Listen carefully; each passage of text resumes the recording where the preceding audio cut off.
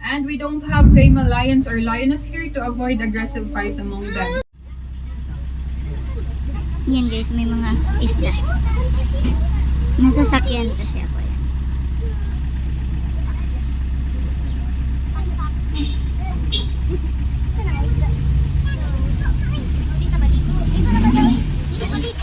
Thank you.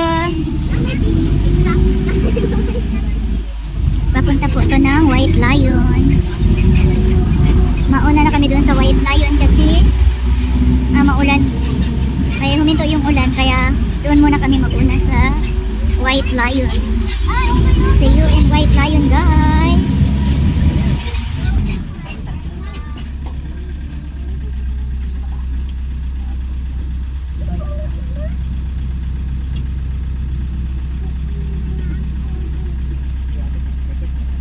Magsira pa ba? Ano ba, white? Guys, grabe, sobrang ganda dito sa safari. Guys, ayan po, bakit po kami ng bundok.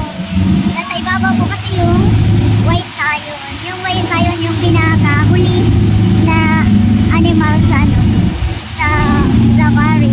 Kaya, doon kami naguna, guys. Ayan guys, ang layo pa pala. Ayan, paikot-ikot. The White Lion here. I'm sorry, Dan. Hindi ko nasabang ko mga bata kasi. Okay, thank you. Good morning. Oh! Ayan, sasakay na naman kami ng patrol car.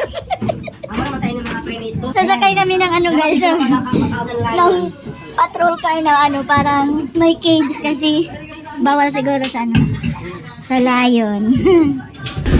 So for your safety and comfort, avoid standing on the front of the vehicle. And secure hold on the ground bars. Do not use flash photography and selfie sticks during the tour. And please refrain from extending your fingers outside the car. So by the way, inside now, sir, you will see the toy lion. So the Hello, lion. hindi ko nakita. Stop siya sa ubos. That side lang. No move thereafter. That's the also are all males and females. lion, guys. And they are 8 years old. And you might be also wondering why they're called white lions, though they're not entirely white, so they're not totally white. That's because they're not albino. So they have a genetic condition that's called racism, and they also adapt to climate change in the Philippines. But naturally, when you're adults, they're very white. Wow, hello, lion. Wow, ayan, nakuha ko siya. Carnivore, so we provide them with dressed chicken or beef. 5 to 8. And we don't have female lions or lioness here to avoid aggressive fights among them. So that's why as of now, all male pa lang sila. And for their lifespan, they can live in the wild 12 to 16 years. And in captivity, they can live longer, 20 to 25 years. Quando eu tiro esses command, vou passar bot. And as you can see also, they're not really active because they are nocturnal. So meaning they're more active at night and sleepy during the daytime. So they can also sleep 16 to 20 hours a day. Diyan na sila. They also have Hamila, kind ina of cage. facilities. Hamila.